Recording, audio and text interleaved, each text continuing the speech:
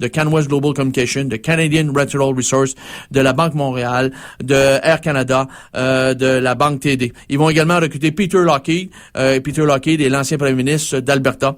Et Carlyle est à ce moment-là surnommé le club des anciens présidents, le club des ex-présidents. Ils ont tellement d'anciens présidents de premiers ministres. Carlyle, c'est reconnu, c'est la tirelire par excellence de la CIA, le banquier de la CIA, mais c'est aussi le club des ex-présidents.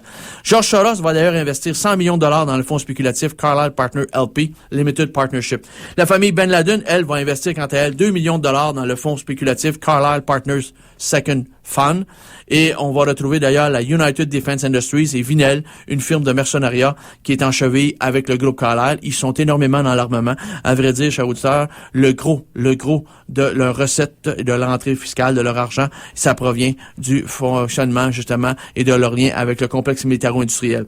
Après ça, on a le fonds spéculatif Carlyle Partners Third LP qui lui est enregistré au Delaware. Delaware, c'est un des États américains qui est constitué sous forme de paradis fiscal. Il y en a 11 aux États-Unis. Le banquier James Hans Jr. de la Bank of America, d'ailleurs, siège au conseil d'administration de Carlyle. Une des banques de prédilection de nos amis des agents secrets de la CIA, c'est la Bank of America. Oui, ils sont très proches de la JP Morgan Chase aussi, mais la Bank of America, ils aiment beaucoup cette banque et c'est en est une qui a ratissé large lors de la dernière crise à l'automne passé. Le groupe Carlyle est l'actionnaire majoritaire de US Investigation Services. Ça, c'est le bras privé de l'Office of Personnel Management du FBI.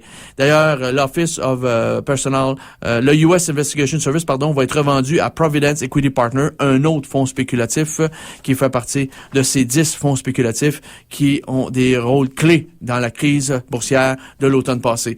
Carlyle Group va racheter BDM International, qui sont dans l'armement, en 1991, et Frank Carlucci va siéger sur le conseil d'administration de BDM. BDM va être d'ailleurs revendu à TRW International en 1997. TRW est une firme de mercenariat et d'équipement militaire.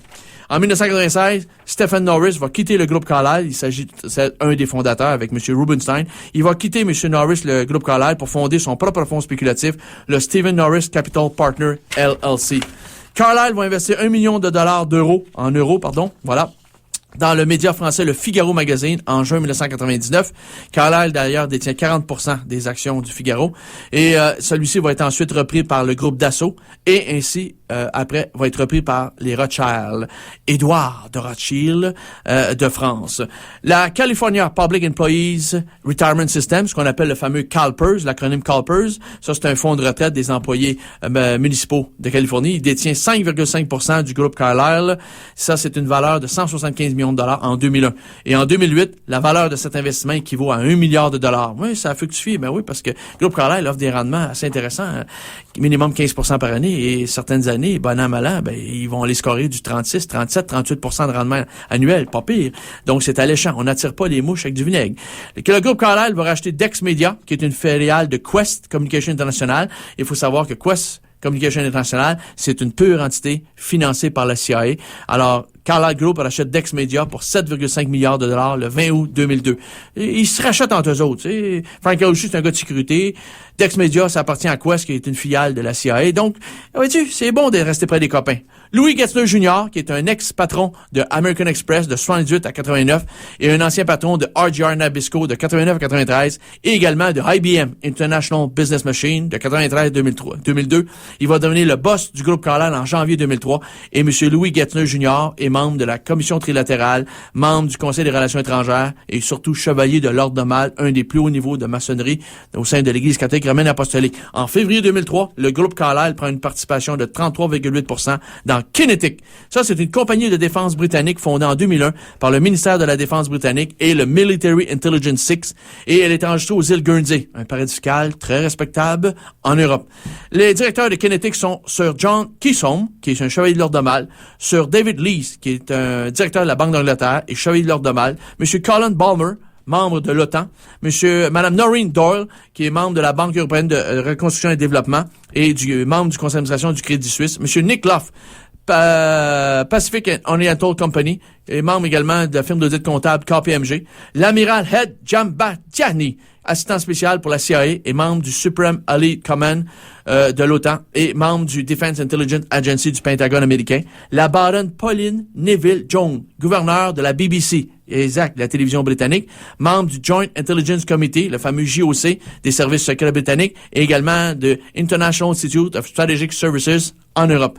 Et M. George Tenet, qui lui est directeur de la CIA sous George Bush. Il avait été nommé sous Clinton. En 2006, Carlyle détient 80% de Waterpik Technology. Quand tu vas prendre ta douche la prochaine fois, avec ta pomme de douche Waterpik, aie une pensée pour le groupe Carlyle. Il y a fort probablement des micros puis des espions dans chaque goutte qui va tomber. Il y a vraiment une caméra là-dedans. Surveille-toi avec la prochaine fois. Je sais que t'es pudique. La prochaine fois, vas-y avec un costume de bain, c'est tout. Ils verront pas tes parties intimes. C'est fini! C'est fini!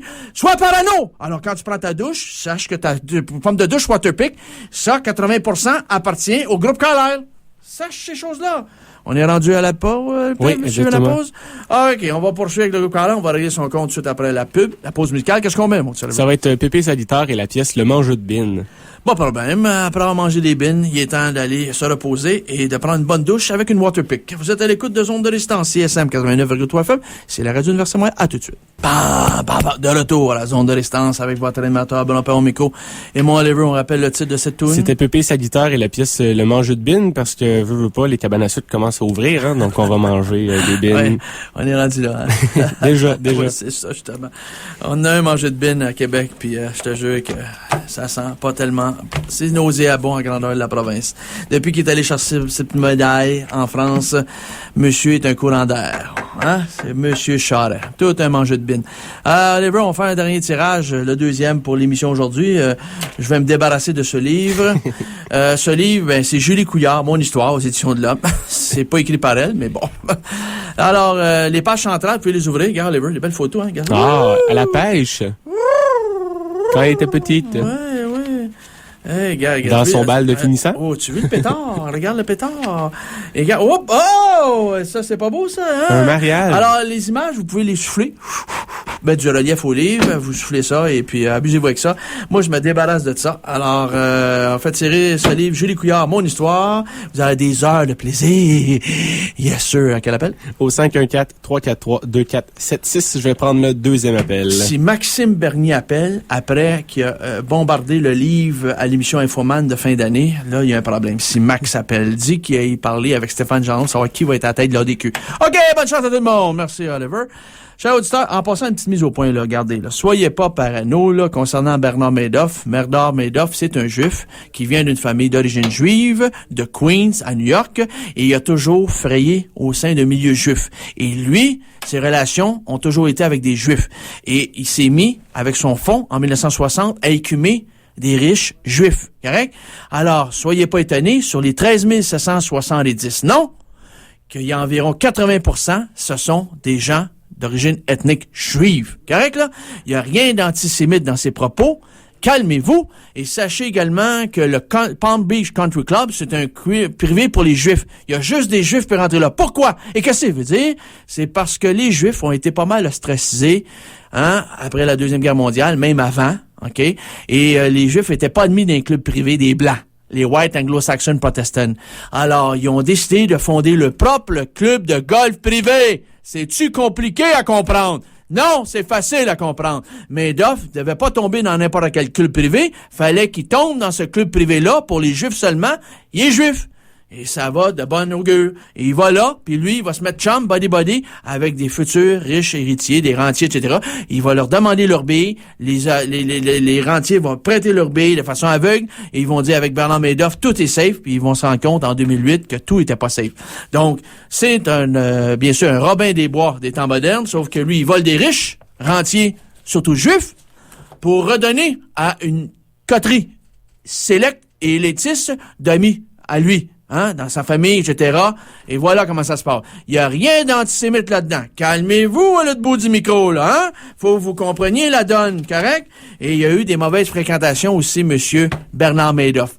Pas juste avec des Juifs, mais avec d'autres personnes de l'honorable société, correct? Fait que ça, on va y venir petit à petit, une étape à la fois, correct, là? Fait que là, à un moment donné, là, il faut respirer par les deux trous du nez, les deux oreilles, le nombril, puis il faut se calmer, hein? Bon, alors, monsieur Bernard Madoff est juif. Ça veut pas dire que tous les Juifs sont des crapules comme Bernard Madoff. Il faut pas faire l'amalgame. L'hyperbole mentale ne doit pas se faire. Et lui, comme il voulait écumer des riches rentiers juifs, il fallait aller là où ce qui se trouve.